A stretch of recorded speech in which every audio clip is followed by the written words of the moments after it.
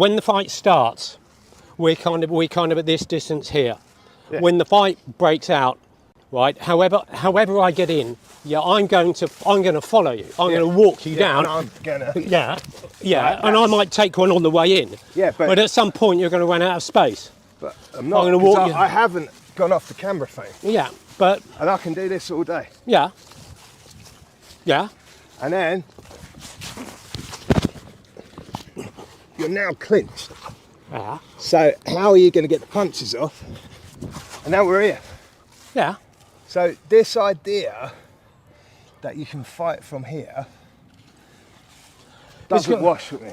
So this is from Alan, and we featured Alan before. Now, Alan, leave a comment. Let us know, who is this Wing Chun guy? Does he have a school? Does he have a YouTube account, etc., etc.? For anyone that's taken Wing Chun, I'm sure you can relate. You go to a Wing Chun school, they'll pound to you that if you shuffle step and do all these moves forward, or you can shuffle step backwards too, right?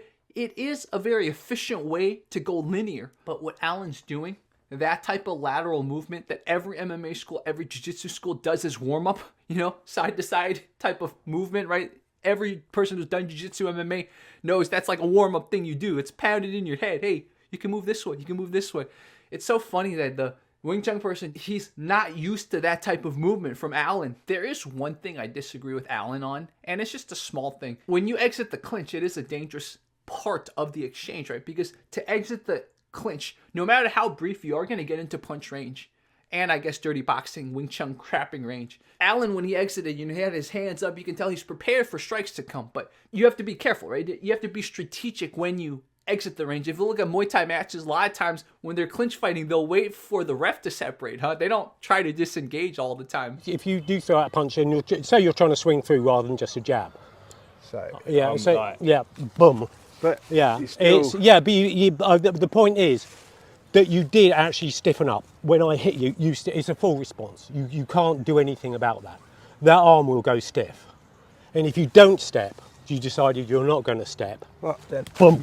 Yeah, no, if you don't step, for the sake of the argument. Oh, all right, argument, for the sake of the argument, doesn't know how to fight. Yeah, so they just boom, stand there. Oh no, I fell over the root. Yeah. Boom. Always so that arm, check your surroundings. that arm has gone stiff because it's got a flinch response. Yeah, but I mean, that's me not moving. And even if I wasn't going to move, because I fell into the trap myself, even if I'm not going to move, we're still like somewhere different. You're not getting that stiff arm, hold it there while I just punch. And from there, yeah, you're going to come in with that, but I'm already swinging in with that. No, but then we're sparring again. This is my point, is that in theory, when you go, well, I'll do this, I'll do that, it all falls apart when it gets into it. And then we're back to my main point, which is the gloves don't matter. This is the part that drives me up the wall. You can see that Alan's getting frustrated too, because this is exactly what happens in so many of these styles that become impractical. They'll tell you, okay, only do this, but then they'll do all this other stuff to you. It's like, so why are you doing all this other stuff if I can't do it back, right? And that's what Alan's trying to tell him. You tell me to do this, but like nobody throws and hovers here. Even if you told me to throw, I just hit my lamp.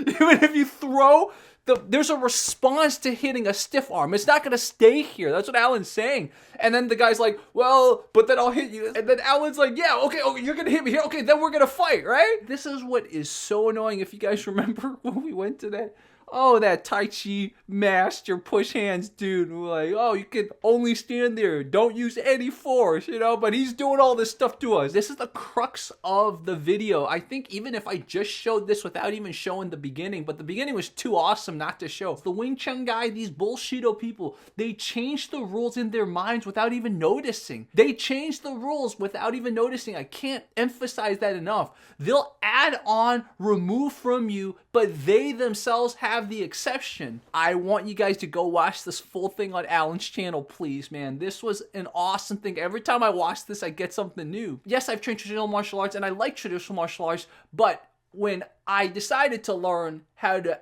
actually be a little bit more formidable, I did the boxing and the Muay Thai and the Jiu-Jitsu and stuff like that. Alan, on the other hand, basically stuck with traditional martial arts, but he sparred and he went into the cage. Alan has a different view, and sometimes he's able to prime out the things I'm trying to say and show, but from an angle of a Tai Chi or traditionalist, right? And in this video, Alan managed to get them to show what I've been saying, but from a different way. He's approaching this from a Tai Chi guy that's been practical, formidable, and he just knows how to get those people to show what we've all been talking about. Alan's doing great work.